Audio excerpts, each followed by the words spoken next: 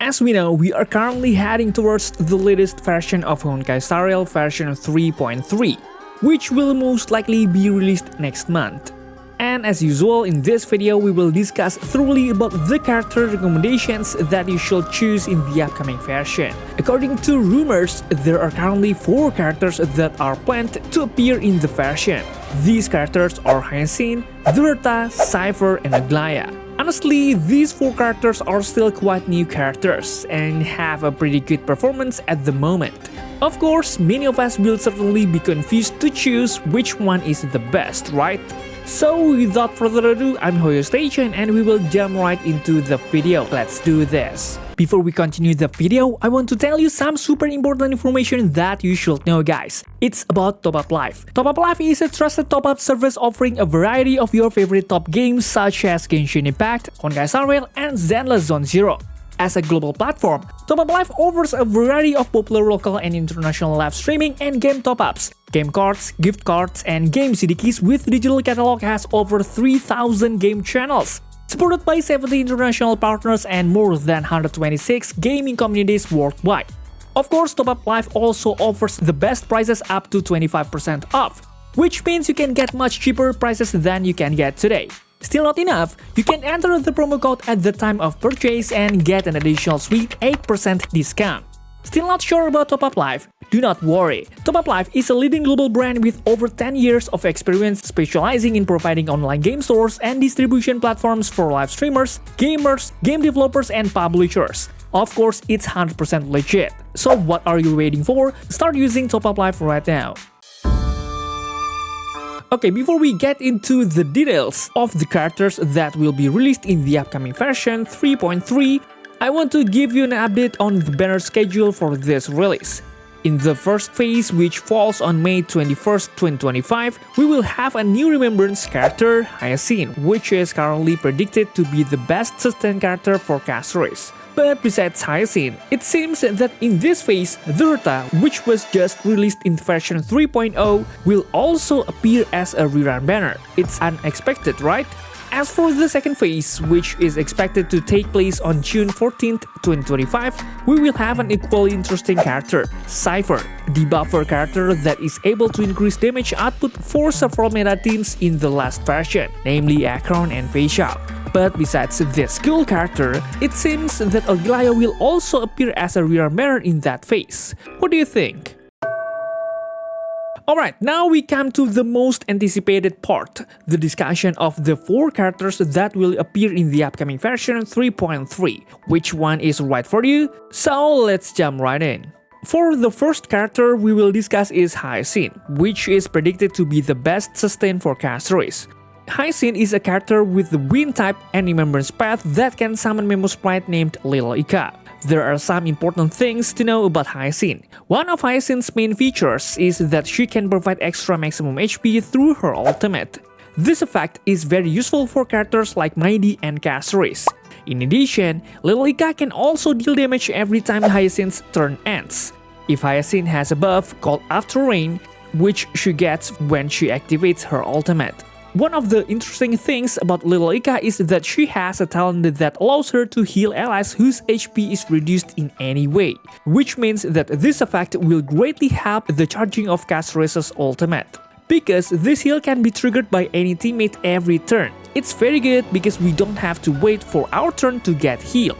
Another unique thing is Lil Ika's attack, which is very big, guys. However, even though it can do a lot of damage, it relies heavily on the amount of healing Hyacine gives to teammates, which means that to get a big attack, Hyacine has to keep burning skill points.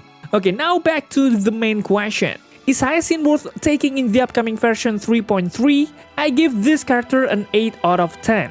Well, overall, even though the healing Hyacine provides is not the best of all sustains available, the advantage she has is that she can provide healing to all teammates.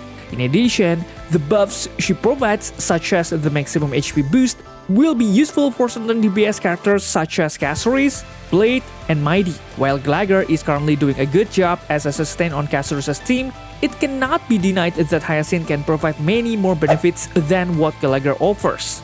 such as routine debuff removal, increased maximum HP, to total damage that is much greater than Gallagher. So I would highly recommend this character if you want to improve the performance of your Caster's team. A little discussion for her signature lightcon named Long May Rainbows Adorn the Sky can increase the user's speed by 18%, and has an effect when the user launches basic attack, skill or ultimate, consumes ultimate's HP by 1% of their current HP and deals additional damage up to 50% of the total HP consumed based on the stat of the user's Memo Sprite to attack the enemy after the next attack launched by the user's Memo Sprite. After the user's Memo Sprite launches the Memo Sprite skill, the damage dealt to the enemy is increased by 18%. Obviously, this effect will be great for Hyacine, and I highly recommend it if you plan on using Hyacine in the upcoming 3.3. The speed increase of this lightcon is very good for Hyacine because she has a trace that requires her to reach a minimum speed of 200 points, which with the addition of 18% speed will really help you. But if you don't want to use this lightcon, you can use another option called Memory's Curtain Never Falls, which can also give a 12% speed boost on S5. Although it doesn't have as good an effect as the dedicated lightcon, this option is good enough, especially since we get this lightcon for free, right? The next character we will discuss is the Herta, which was recently released in version 3.0. The Herta is an ice-type character with an erudition path that is still one of the top DPS in Honkai Star Rail right now. She has a very high damage output, especially in AoE attacks thanks to her enhanced skills, which provide a very deadly attack. In addition, the Herta's ultimate can also make herself get 100% action advance and provide 1 stack of inspiration, which is used to launch her enhanced skill. She also has a very famous unique trace that requires her to be paired with one other erudition character on the team besides herself to get a pretty drastic damage increase buff. According to the data I got from PrideWindow.gg, the Herta's performance is currently very good and is still used in all endgame content, where the use of the Herta in Memory of Chaos mode is at 52%, which is included in the top DPS used in the latest MOC.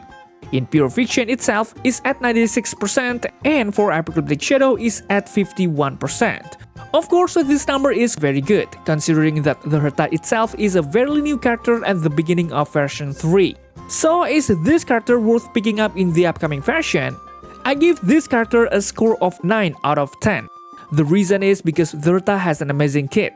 The Herta is a DPS character that you can use right away without having a lot of premium characters, and the gameplay is easy to understand, especially for those of you who are still struggling to complete the endgame content in this game.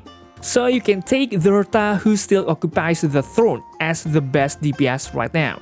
The Herta herself will be even stronger in the future, because in version 3.2, we have Anaxa, which is predicted to be the best erudition sub-DPS for the Herta. This will make this character usable against all types of enemies, so you don't have to worry about the Herta performance dropping anytime soon. As for the signature lightcon called Into the Unreachable Veil, it has an interesting effect and is highly recommended to be taken along with the Herta. This lightcon can provide an increase in critical rate and also add damage to the user's skills and ultimate. Interestingly, this lightcon will also provide 1 additional skill point every time the Herta unleashes the ultimate, where this effect will be very good for the Herta. With this lightcon, the Herta can solve the problem of heavy uses of SP. Okay, now we will discuss one of the newest characters that will also be released in the upcoming version 3.3. More precisely in the second phase. Yep, who else if not Cipher, who has a quantum tap with the Nightly Path. Cipher has a kit that is no less unique than other characters, where she can save the damage received by enemies who have patron status in battle. Her talent can give patron status to the enemy who has the largest maximum HP.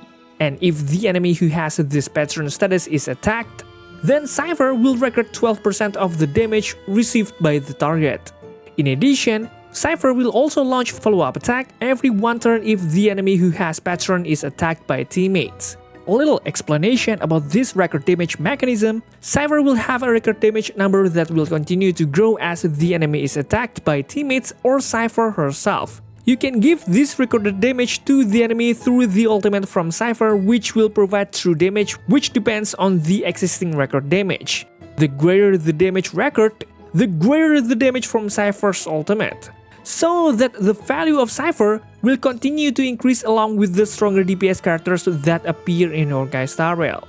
Another interesting thing, her skill can also provide a weaken debuff that can reduce the damage given by the enemy, which this effect will be very suitable for Akron, because she needs teammates to debuff the enemy so that the stack from her ultimate can be filled. In addition, Cipher's own follow-up attack will help fill Facial's ultimate, which requires teammates to attack.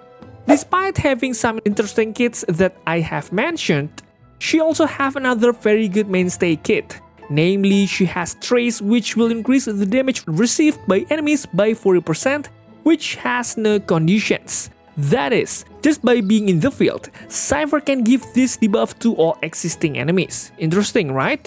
Is this character worth taking in the upcoming version? I give this character a score of 8 out of 10.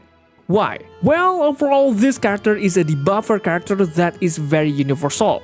This means that she can be used by a wide range of teams, not tied to a particular team. Moreover, if you want to improve the performance of the Akron team or the Facial team, which is currently lagging behind some of the latest meta teams, you are strongly advised to take Cipher. If not, you can make Cipher an investment character for the needs of future versions. Because as we know, there are rumors that Finon will have incredible damage output, so Cipher's performance will be improved again. As for the signature lightcon named Lice Dance on the Breeze, it also has a very interesting effect that will increase the user speed and will also provide defense reduction to the enemy. This lightcon is much better version of the previous lightcon version called Resolution Shines as Pearls of Sweat, which can provide a reduction in defense to the enemy, but with a shorter duration and lower defense reduction. If you want to pair Cipher with Akron, then I recommend taking this lightcon so that Cipher can consistently debuff your enemies. Okay, now we will move on to the second phase rerun, which is Aglaea, who has a lightning type with Remembrance Path. At a glance about Aglaea's kit, she is a character that can provide joint attacks along with her Memo Sprite named Garment Maker, which will provide blast attacks to enemies. In addition, she is a DPS character who can increase speed through the talent of her Garment Maker, where the increase in speed is very big.